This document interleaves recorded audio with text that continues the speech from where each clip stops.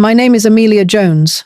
I am 64 years old, a white British woman who has spent her entire life believing that love and sacrifice were the only currencies a mother ever truly needed. I raised my only daughter, Charlotte, with the kind of devotion that consumed me whole, stitching together every torn corner of our lives. After my husband died when she was still a child, believing that one day my loyalty and care would return to me in the form of gratitude, or at least respect. Instead, I learned of her wedding, not through a phone call or an invitation slipped through my letterbox, but through the garish glow of social media, where Charlotte, dressed in ivory lace, stood beaming beside Oliver, a man I had only met twice. Her hand raised high with a diamond flashing in the light, while friends and neighbors tagged her in photographs that bled across my screen like a cruel revelation. The caption read, "The happiest day of our lives," and my own heart cracked open as if the ground beneath me had shifted, and I had been quietly pushed into a hole I was never meant to climb out of. I sat there staring at the photographs, remembering the little girl who once clung to my skirt at the seaside, who once fell asleep against my chest as the waves thundered outside our Cornish beach house, who once called me her best friend. Now that same daughter had crossed a threshold of life without even whispering my name, without even acknowledging the woman who had held her through every storm. People in town looked at me with puzzled eyes, some with pity and others with cruel curiosity, as if I had failed so completely as a mother that my own child would choose to erase me from her most important day. I wondered if perhaps I had been foolish, if perhaps all those years of extra shifts, of late nights darning her clothes, of keeping our home together, when my hands shook from exhaustion, had been nothing more than a sacrifice laid upon an altar that no one asked for and no one respected. The wound did not merely sting. It pulsed, raw and humiliating, like a brand pressed against my skin. I did not cry at first. I sat still and silent, as though grief had turned me to stone. But later, when the house was quiet and no one could hear, I wept into my hands, not only for what I had lost, but for the realization that Charlotte had chosen to build a new life, while cutting me out of the picture entirely, a mother written out of her own daughter's story. When the photographs began to spread beyond Charlotte's carefully curated circle, I realized the humiliation was no longer private but public, and it felt as if my shame had been nailed to the village notice board for every passerby to read. Friends who had once shared cups of tea with me at the kitchen table now posted smiling messages of congratulations beneath images of my daughter walking down an aisle I had never seen, her veil catching the sunlight like a halo, her bouquet raised as though she were the heroine of some grand performance. My name was absent from every caption, my face missing from every frame. And yet my neighbors tagged me beneath them, as though to remind me that my own bloodline had deemed me unworthy of standing among the witnesses. At the grocer's, Mrs. Ellison tilted her head with a mixture of pity and judgment, murmuring that it must have been a lovely ceremony. And the postmistress offered a brittle smile before asking whether I had enjoyed the wedding, as if ignorance of my exclusion was kinder than acknowledging it. Each encounter was a blade drawn across my pride, leaving me bleeding in ways unseen, and I found myself walking with my head lowered, avoiding the very people I had lived among for decades. It was not simply that Charlotte had married without me. It was that the entire community now knew, and in their silence or their whispers, I heard an unspoken verdict that I had failed, that I had been weighed as a mother and found lacking. The beach house, my sanctuary of salt and stone, became a place I dared not retreat to, for even there I imagined the sea itself, whispering back the rumors carried on the breeze. I had always believed that motherhood was a badge worn proudly, a mark that could not be taken away. But in those days, it felt as if my daughter had torn it from my chest and tossed it into the crowd, inviting them to jeer at my bare skin. At night, I lay awake replaying the photographs in my mind, Charlotte, smiling, Oliver's arm around her, friends lifting glasses of champagne in toasts I never heard, and I wondered if they thought me dead, or worse, irrelevant. There is no wound more bitter than being erased while still alive. No grief more corrosive than watching the world applaud your child's joy while you stand outside, nameless, unseen, and judged. It was only a few days after the wedding photographs had finished, their cruel parade across my screen, that the telephone rang, and Charlotte's voice, smooth and sharp as a blade, greeted me not with remorse or explanation, but with a request so brazen it left me momentarily speechless. She said she and Oliver were looking forward to their honeymoon, that the flights were booked, the bags nearly packed, and she thought it would be perfectly natural to spend it at the beach house in Cornwall, the very place where she had built sandcastles as a child, learned to swim in the cold Atlantic waves, and eaten fish suppers on the porch with her father before his illness took him. For a moment I believed she might be reaching out to heal the rift, that perhaps the words would turn into an apology. But instead she spoke with the casual entitlement of someone ordering a meal at a restaurant, as though the house, steeped in memories of my late husband and my own lonely vigils, were nothing more than a holiday let to be borrowed at her convenience. I listened, clutching the receiver so tightly my knuckles whitened, wondering if she could hear the silence that pulsed like thunder between us.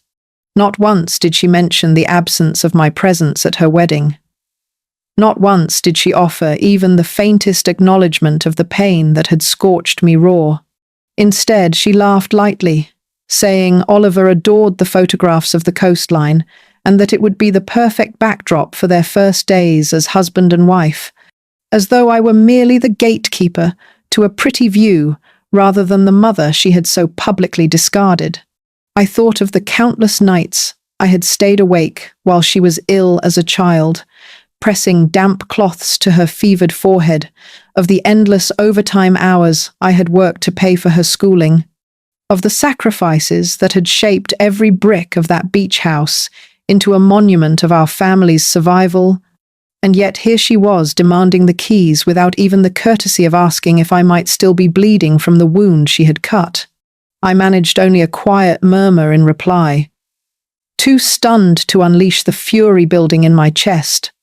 But as I replaced the receiver, I knew something within me had shifted, for it was clear that Charlotte saw me not as a mother, not even as a woman, but as a resource to be mined until empty. The beach house was never just a structure of stone and timber to me. It was the heart of our family, a place where every wall and window carried the echo of laughter and sorrow. And when Charlotte demanded it for her honeymoon, it felt as though she had asked to dance upon a grave.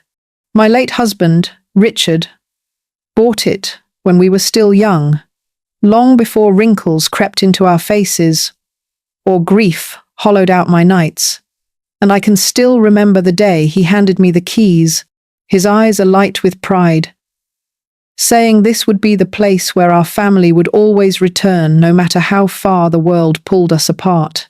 It was there that Charlotte first paddled in the shallows, squealing as the waves kissed her ankles, her small hands clutching mine as though the sea were both thrilling and terrifying in equal measure. And it was there she later learned to swim under Richard's watchful eye, his steady arms holding her until her own limbs found the rhythm of the tide. Summers were spent with sand in our hair, salt on our lips, and the porch strung with towels drying in the sun, while winters brought storms that rattled the windows as we huddled by the fire, telling stories to keep the darkness outside at bay. Every corner of that house is threaded with memories, from the carved initials Richard etched into the banister to the faint stain on the kitchen floor, where Charlotte spilled a jar of blackberry jam when she was 6, crying until I knelt and licked a fingerful to make her laugh again. When Richard died, the house became both wound and balm, a place where his ghost lingered in the sound of the waves and the steady creak of the floorboards. And though it hurt, I kept returning, because it was ours, because in those rooms I could still feel his presence. To hear Charlotte speak of it, as though it was simply a convenient backdrop for her photographs, as though the years of sacrifice and the ashes of my grief were nothing but scenery for her pleasure, desecrated everything I held sacred. I imagined her stepping through those rooms with Oliver, laughing where I had wept, demanding the keys with no acknowledgement of the blood and tears that built that sanctuary, and it felt like betrayal layered upon betrayal, a final insult carved into sand and stone. When Margaret came to visit, her voice carried that mix of practicality and weariness she had honed over a lifetime, and she urged me to give Charlotte what she wanted, saying it would be easier to swallow my pride than ignite another fire of family drama. Easier to hand over the keys to the beach house than face the gossip of neighbors whispering that I had driven my daughter away. She spoke as though peace were a trinket to be bought cheaply, as though a mother's dignity could be bartered for silence, and I listened without answering, because words felt useless in the face of such resignation. Later, Daniel arrived, my son, who had watched all this unfold with a quiet, protective anger, and he told me in a low, steady voice that I should cut Charlotte off entirely, that I had already given her too much of myself, that a daughter who could wed without her own mother present was a daughter who had chosen her path and could walk it without my help. His words carried the sharpness of a blade, but also the warmth of a shield, and I knew he wanted to protect me from further harm. Yet even then, I felt the weight of a choice pressing down on me like a millstone. To give in would be to desecrate the memories Richard and I had built in that house, to hand over our sanctuary as if it were a mere holiday cottage, but to cut Charlotte off completely would be to sever the last fraying thread between us, to admit that the bond I had nurtured all my life had been reduced to ashes. I sat in silence, Margaret's reasoning and Daniel's anger pulling at me from opposite sides, and in that stillness I heard the sea in my mind, the eternal sound of waves striking the shore, relentless, unyielding, as if reminding me that time does not pause for our indecisions. I wondered if perhaps I had been foolish to think there was a middle ground, a place where love and respect might meet again, or if motherhood was destined to become a battlefield where surrender and defiance were the only weapons. That night I lit no lamps, letting the house remain in darkness, and I sat with the silence, feeling its weight settle over me like a shroud, knowing a decision was forming deep inside me, not yet spoken, not yet shaped into words, but inevitable as the tide returning to claim the shore. After Richard died, it was as if the world closed in around me and left only responsibility in its wake, a mountain I had to climb each day without rope or rest, and I climbed it for Charlotte, believing that if I gave her everything I had, she would one day see me not only as her mother, but as the woman who kept her world from collapsing. I worked late nights in the care home, folding linens with tired fingers until the skin split at the edges, taking on extra shifts when the bills piled higher than the wages, trading the softness of my own dreams for the hard currency of survival. There were evenings when I walked home past shop windows, seeing dresses or books I longed to buy but could not, because Charlotte needed new school shoes or money for a field trip, and my wants shrank smaller and smaller until I forgot what they had ever been. I missed weddings, theatre shows, weekends away with friends, all because I was pouring myself into a single cause, ensuring my daughter never felt the absence of a father as cruelly as she might have, ensuring she knew stability even when I stood shaking with exhaustion in the kitchen, stirring a pot of soup I could hardly afford. When she brought home certificates or prizes, I clapped the loudest, heart swelling with pride, but she never saw the silent ledger in my head, the tally of hours I had given up so she could shine. It was not resentment then, only devotion, a belief that one day she would turn back and recognize the scaffolding that held her life in place had been built from my bones. And yet now, as I sat staring at the photographs of her wedding, realizing she had deliberately excised me from her narrative. I felt those sacrifices twist into ghosts that haunted me, reminders of all I had forfeited for a child, who now spoke of me as though I were a burden. She had rewritten our shared history, painting herself as the architect of her life, while erasing the nights I sat by candlelight, filling out forms, the mornings I walked her to school, with shoes still damp from rain, the years I gave without complaint. That betrayal pressed heavier than grief, for it told me I had been invisible all along, nothing more than a shadow moving behind her. I sat at the small writing desk by the window, the one Richard had bought at a market in Truro, its surface scratched and worn from years of use, and I placed a sheet of paper before me, with the heaviness of someone preparing a confession. My hand trembled as I wrote Charlotte's name at the top, and suddenly the tide of words rushed out of me, as if they had been waiting for decades to be freed.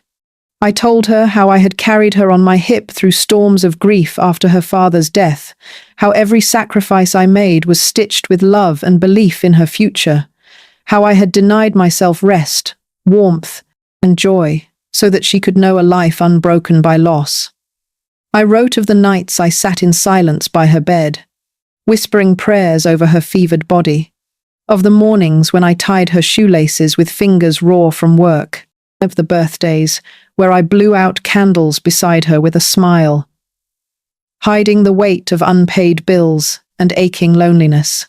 I told her that family was not a transaction, not a matter of convenience, not something to be summoned only when there was a house to be borrowed or a demand to be met, but a sacred thread that binds us even when it frays. I confessed my hurt at seeing her radiant in white without me, how it felt like being buried alive to watch her begin a new life while I was written out of her story. I told her I still loved her, though that love now sat bruised and trembling, unsure if it would ever heal, and I pleaded with her in ink to remember that the roots of her life had been nourished by my blood and sweat. When I finished, my tears had spotted the paper, blurring some of the words, but the meaning remained, raw and indelible. I folded the letter, once, twice, intending to slip it into an envelope, but my hand froze. Sending it would be an invitation to rejection. Another door slammed in my face, and I could not bear that final blow. So instead, I slid the folded letter into an old notebook where I kept recipes and pressed flowers, a hidden place that only I would know, not as a message to her, but as a testimony to myself, proof that I had spoken my truth, even if only to the silence. When the telephone rang again, and I heard Charlotte's voice, bright with the false sweetness she adopted when she wanted something, I felt the same tightness in my chest, but this time I was ready, my decision already hardened like stone at the bottom of the sea. And when she asked about the beach house, her words tumbling quickly, assuming the answer would be yes, I simply told her in a calm, steady tone that it was unavailable. I offered no excuse, no elaborate explanation, only those few words, spoken as though they were carved in marble, final and unmoving. For a moment there was silence, as if she had not heard me correctly, and then her voice rose, sharp and cutting, accusing me of being selfish, of ruining her first days as a married woman, of being vindictive for the sake of bitterness. She said I was jealous of her happiness, that I could not stand to see her shine, and each accusation struck me like the crack of a whip. But still, I held my ground, repeating quietly that the house was not available, refusing to let her drag me into the battlefield of excuses and counter-arguments. I could almost picture her face, flushed with anger, eyes blazing, lips pressed into a thin line the way they used to when she was a child, denied a sweet, but she was no longer a child, and I was no longer a mother, bound to surrender for peace. My hand trembled slightly on the receiver, but my voice remained steady, and for the first time in years I felt a surge of strength, not loud or boastful, but silent and sure, like the tide that always returns, no matter how many times it is pushed back. She shouted that Oliver would be furious, that I was tearing the family apart, that I would regret this, and then the line went dead with a sharp click that echoed in my ear. I sat in the quiet that followed, the house heavy with silence, and though her words stung like salt in a wound, I felt something shift inside me, something small but undeniable, the faint warmth of dignity returning. For years I had bent and yielded until I was nearly unrecognizable to myself, but in that simple refusal, in those 3 words, I had reclaimed a fragment of the woman I used to be, and no storm of her rage could take that away from me. It did not take long before the whispers began to curl their way through the town like smoke from a damp fire. Slow at first and then suffocating. And soon I could feel them in every corner of my daily life, in the way the postmistress avoided my eyes, in the way women at the market pressed closer together when I passed, their heads bending as though drawn by some invisible thread. Word had spread through Charlotte's circle that I was bitter, vengeful, a cruel woman who could not stand to see her own daughter happy. And while I had expected her anger, I had not anticipated the efficiency with which she turned her fury into narrative, recasting me as the villain in a story I had never asked to play a part in. Old friends of hers, the girls who had once trailed through my kitchen for sandwiches and laughter, now posted comments on her photographs, praising her strength for enduring such a spiteful mother, their words like pebbles flung at my windows. Small but relentless, each one reminding me of my exclusion. Some even hinted that I had always been controlling, that Charlotte's wedding without me was a brave act of liberation, rather than the cruel betrayal it truly was. And though the lies burned, I found myself strangely still, anchored by a calm that surprised me. I did not rush to defend myself. I did not knock on doors or plead my case, for I knew the truth was not theirs to hold. And besides, desperation only feeds gossip. Instead, I walked with quiet dignity, carrying my shopping home, tending my garden, visiting the graveyard where Richard lay, whispering to him about the storm our daughter had chosen to unleash. At night, I sat with my notebook open, the letter to Charlotte folded within its pages, and I thought of how narratives can be rewritten, of how easily truth can be buried beneath repetition, and I began to consider my own response, not the petty rebuttal of slander, not the scramble to reclaim favor, but something quieter, stronger, something that would remind her and the world that I was not broken, that my silence was not surrender but strategy. It was in those nights of quiet thought, as the wind rattled the windows and the sea thundered in the distance, that the first embers of a plan began to take shape, fragile but persistent, waiting for the right moment to ignite. The call came on an afternoon when the sky hung heavy with rain, the kind that makes you feel as though the world itself is pressing down upon your shoulders. And when I answered the telephone, I was startled to hear the voice of Margaret Wainwright, Oliver's mother, speaking with the kind of quiet urgency that carries more weight than any shout. She said she hoped I would not think her interfering, but she could not keep silent any longer, not when she had overheard her son and my daughter speaking with such cold calculation that even her loyalty as a mother had cracked beneath it.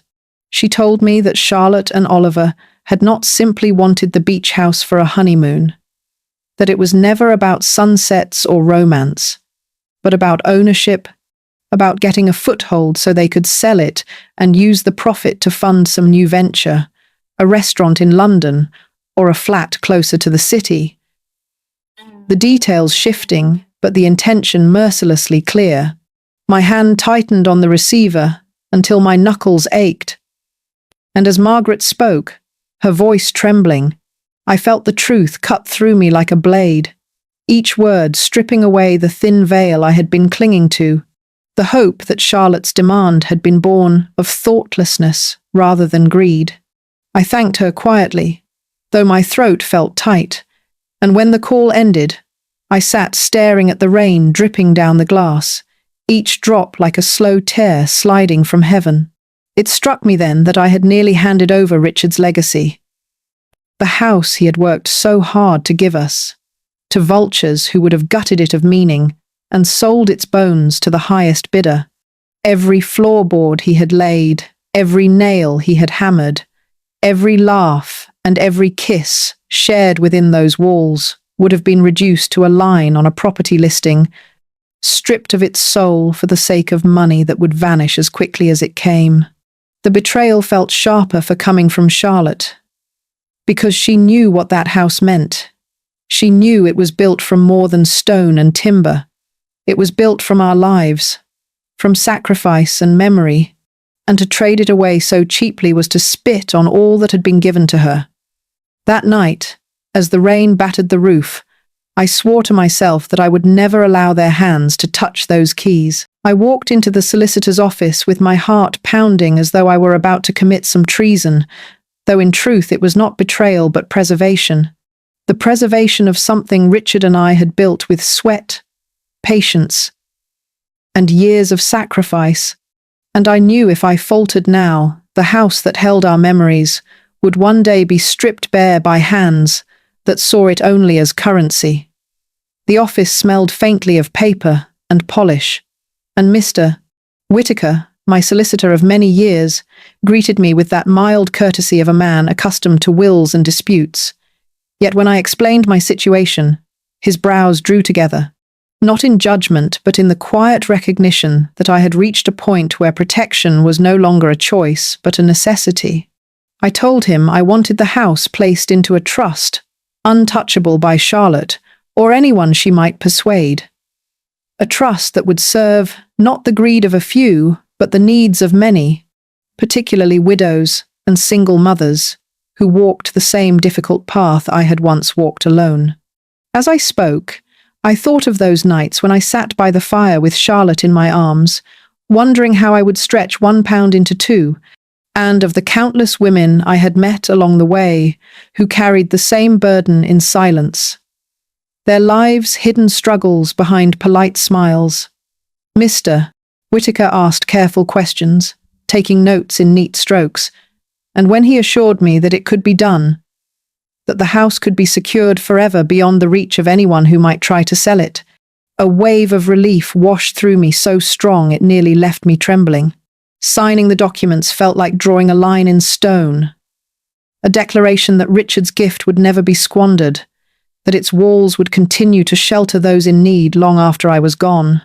As the pen scratched across the paper, I felt the weight of Charlotte's betrayal lift slightly, replaced not with joy but with certainty, and certainty is sometimes the only comfort we can cling to. When I left the office, the street outside seemed brighter despite the winter sky. And though I knew Charlotte would rage when she discovered what I had done, her fury no longer frightened me. The house was safe, its legacy secured, and for the first time since this storm began, I felt that I had wrested control back into my own hands. Charlotte burst into my home without knocking, her face flushed, her voice already raised before I could even rise from my chair, and she flung accusations at me with the force of stones hurled against glass, shouting that I had betrayed her, that I had deliberately humiliated her by cutting her out of what she believed was rightfully hers. She stood in the middle of my sitting room, hands trembling with rage, calling me cruel, calling me vindictive, spitting the words like venom. And for a long moment I simply watched her, this woman who had once been the little girl pressing seashells into my palm, this daughter who had grown into a stranger. When at last her fury paused, I found my voice, calm and steady, and I told her that the only betrayal was hers, that the wound she inflicted when she married without me was deeper than anything she could imagine, that she had stood in a white dress while her mother sat in silence, erased from the story, as though all the years I had carried her through grief and sacrifice had never existed. I reminded her of the nights I had worked until my hands bled so she could have shoes that fit, of the mornings I had walked her to school in the rain when my own shoes were splitting at the seams, of the summers in Cornwall when I had cooked and cleaned and held our family together so she could run free in the sand with no thought of the weight pressing on my shoulders. I told her I had been silent long enough, that my love was not a weakness to be exploited, that I had given her everything and she had repaid me with absence and demands. Her mouth opened as though to reply, but no words came, and in the stillness that followed, I saw something flicker across her face. Not regret, perhaps, but recognition, the realization that I was no longer bending beneath her fury. I spoke slowly, clearly, so there could be no mistake, telling her that I would not apologize for protecting what her father had built, that the beach house was not hers to take or sell, that it was more than stone and timber. It was our history, our blood, and it would not be bartered away for convenience. She stood there, silent now, her anger hollowed out, and for the first time in years, the power in the room belonged to me. When Charlotte returned a week later, her fury had softened into desperation, and she stood in my kitchen with eyes wide and pleading, her voice trembling as she begged me to reconsider, saying she and Oliver did not want to sell the beach house, not anymore, only to use it for a holiday, just a short stay, just a few days by the sea, as if trimming down her demand would disguise the wound it had already left. She clasped her hands as though in prayer, her words tumbling over one another, calling me mum again, as though the simple syllable could erase the months of silence, the wedding where I had been deliberately excluded, the smear campaign that painted me as bitter and vengeful. I watched her closely, and in the tilt of her head, in the familiar tremor of her lip, I saw the child she once was, the little girl who clutched my hand so tightly at the shoreline, afraid the waves might swallow her whole, the same girl who once whispered that I was her anchor when the world seemed too big. For a fleeting moment, my heart faltered, pulled between memory and reality. But then I remembered Margaret Wainwright's trembling voice on the telephone, confessing how her son and my daughter had plotted to sell that house, as if it were nothing more than a stack of coins, and I felt my resolve harden once more. I told Charlotte quietly, almost in a whisper, that some doors